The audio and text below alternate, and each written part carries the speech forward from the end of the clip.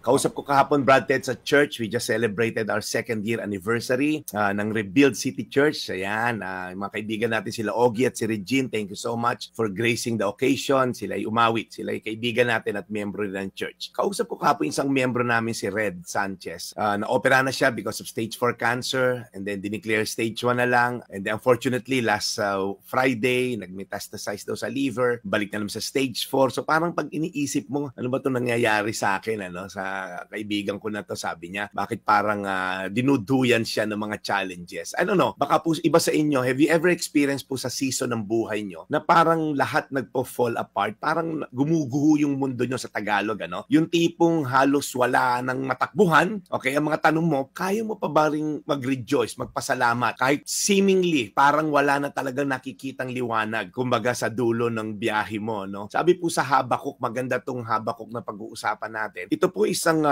Old Testament book na nasa difficult times sila. Nakita ng propeta yung mangyayari at yung kasalukuyan nangyayari, at nakikita niya, dinidescribe po yung season of drought, yung tagtuyo, taggutom, destruction. Grabe, walang bunga sa puno, walang ani sa bukid, walang baka o anuman tupa sa kulungan. Lahat po ay tila na wala. Pero ano po ang response nitong si Habakuk? Basahin po natin sa Habakuk 3:18. Magagalak pa rin ako dahil ang Panginoong Diyos ang nagligtas sa akin. Ang hirap naman po itong intindihin. Sabi niya, pipiliin ko, it's a decision. Hindi lang po siya based on emotion, hindi lang siya based sa realidad na nakikita ng mata. Ang nakikita niya ay ang kanyang pananampalataya. Faith is being sure sa mga bagay na hindi mo pa nakikita pero alam mong malakas ang iyong Diyos. Sabi niya, yet I will rejoice. Alam po ni Habakuk na ang joy niya ay hindi nakabase sa present situation. Hindi ito nakaangkla sa abundance o kayamanan. Instead, ang source po niya ay ang Diyos mismo. I will be joyful in God, my Savior. Minsan kasi,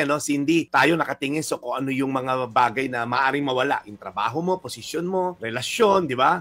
Finances. Yes. Kaya po, alalahanin natin, ang Diyos ang ating constant Savior. He is our provider, sustainer. So even when things seemingly falling apart, God remains faithful, loving, and present. Kaya mga kapatid, as I pray, anong famine sa buhay mo ngayon? Ano yung taggutom o tagtuyot sa buhay mo? Broken relationship ba? Health struggle ba? Financial difficulty ba? Today, I encourage you, lift your eyes above your problem and challenges. Choose to rejoice in the Lord. Hindi madali, pero posible. Remember, joy is not the absence of problem, but the presence of God. Habakuk 3:18, magagalak pa rin ako, dahil ang Panginoong Diyos ang nagligtas sa akin. Panginoon, Lunes na naman. Minsan, naging sinasabi ni Brad Ted, cynical na lang kami. Ito, may bago na namang iringan ng mga namumuno sa bansa namin. May namang problema dito. May another hearing in aid of legislation na hindi matapos-tapos. Lord, kailan ba matatapos? Problema ng bansa, problema personal ng mga tao. Lord, walang katapusan to dahil sabi mo sa Bible, in this world you'll have troubles. But take heart, I have overcome the world. Ikaw, Panginoon, ang kayang tumapos na to. Pagdating namin sa iyong muling pagdating, mawawala lahat ng problema namin. Pero for the meantime, alam namin na kami, na mga pinili mo, kami na nananampalataya sa iyo, ay nililigtas mo sa mga problemang ganito. Magagalak pa rin kami because it's not the absence of problem.